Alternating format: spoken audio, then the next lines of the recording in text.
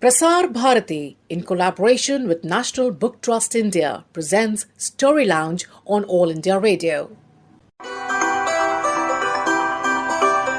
Contrary to popular perception, reading habits are not on the wane due to multiple sources of information emerging on digital platforms. Yet, book publishing is on a downslide. This ultimately affects people who are on the wrong side of the digital divide and cannot afford new gadgets. To support them, Prasar Bharati and National Book Trust have come together to promote books over the radio, which is an affordable medium in the context of our socio-economic milieu. A bouquet of stories in Story Lounge. Today, in our program Story Lounge, we have for you a story entitled Punti's Wedding, a sensitive tale about a pond and the marriage of two fishes, and how the entire episode brings to life some essential issues which need to be addressed for a harmonious living. The commendable part of the contribution of the kids is managing a crisis situation.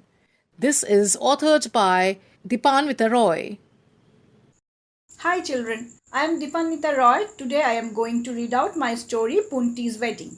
The illustrator of the book is Debabrata Ghosh. The book is published by National Book Trust India under its Nehru Bal Pustakalaya. There is a big pond in the midst of a big locality.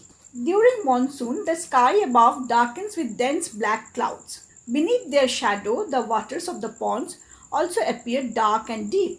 The pond was once surrounded by tal and palmyra trees. Now, of course, there are not many trees left. A lot of houses have come up on all sides of the pond. But the pond is still full of different kinds of fish. Small fish like shortputi, chanda, kholshe, magur, tangra, etc. live side by side with bigger fish like kalbaus, katla, rui, sole and mrigel.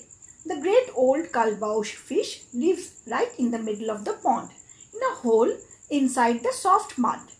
Its body is covered with black and strong scales, while its back is covered with green slime. Kalbaush doesn't often come out of his hole. The fish of the pond respect him very much and come to him for advice. Today is a special day. Today Punti is going to wed Kholshe. The great Kalbaush has promised to grace the occasion to bless the bride and bridegroom. He will give 2 scales from his back to Punti and Kholshe as present. Punti is a good fish. All are fond of her and come forward to help with the preparations. And everyone is invited, of course. On one side is the jungle of reeds. The snail chef is busy preparing the great feast. Magur is busy arranging Punti's trousseau tastefully on the big open leaves of the water hyacinth. Rui and Katla, the big and dignified fish, are to welcome the guests. Punti's friends have made beautiful ornaments with shapla, a reed, and the hyacinth blossoms. Punti is looking very beautiful in these ornaments. Kholshe has also indulged a little to look fine today. The frog band has been summoned. They are waiting. When the bridegroom starts from his house, they shall start croaking against the pitter-patter music of the raindrops. What ambience! What a beautiful wedding! Meanwhile, the Kalbaush has left his home for the wedding. He wants to clean his scales by rubbing them on the stones of the ghat, a sort of cemented pier. The Kalbaush looks forward to this. Humming merrily, he proceeds towards the ghat when suddenly he sees 2 men having conference under their umbrellas in that heavy rain. Hiding in the black water, Kalbaush swims closer to listen. The sides of the ponds are breaking off every now and then, says the man in the blue shirt.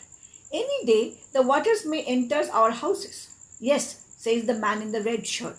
As soon as the monsoon rain ceases, we will pump out the water of the pond. Then we can start cementing the sides of the pond all the way to the bottom. Kalbaush is shocked. His old scales rise up in fear. He swims deep down. At the wedding party, he doesn't utter a word to anyone. But early next morning, the message is passed around. At midnight, the fish listen to the great Kalbaush in shocked silence. Cementing the sides of the ponds. That means no food for the fishes. No sage growing in the water. No water creatures. What will the fish eat then? No, the pond cannot have its sides cemented, they declared. The trees who had bent their branches down to listen to the meeting also nodded their leaves in agreement. But no one could find a way out. At last, Chorkaburi, the old dame in the moon, spinning her wheel, says, "Wait, and let me see what I can do. Just leave it to me." Bukum, Tubai, Diya, Tupur, Bumba, and many other small children living in the houses around the pond came to the pond every evening. They loved to watch the fish nibble at the muri or puffed rice that they threw in the water. But for 3 days, no fish was coming up to nibble at the muri. Not even one. The children feel very sad. Something was terribly wrong. That night, all the children dreamt a strange dream.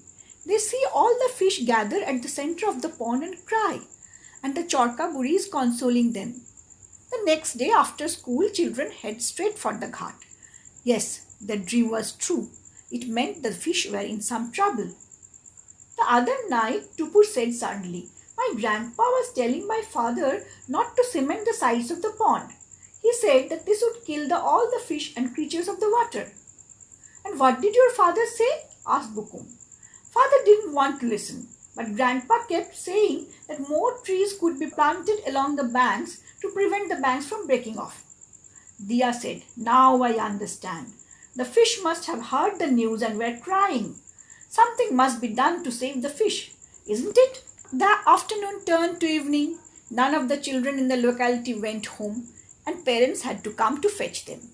Children resisted and said that they were not going home until they were heard. Requests, scolding, and threats followed, but nothing deterred the children. Finally, the elders had to give up their plan of cementing the sides of the pond. Instead, they decided to plant many new saplings that would grow up to become big trees. "Hurrah!" shouted the children in joy. "Now come home," pleaded the parents. "No, not right now," said grandfather. "Today I will tell them some stories." Grandfather sat down and children eagerly drew closer. The Chorkaburi smiled from the sky, and the fish slowly came up to the nibble at the muri the children had sprinkled on the water. And so the fishes lived happily in the pond. Hope children you all like the story very much. You were listening to Story Lounge, produced by the World Service of All India Radio on behalf of Prasar Bharati in association with National Book Trust, India.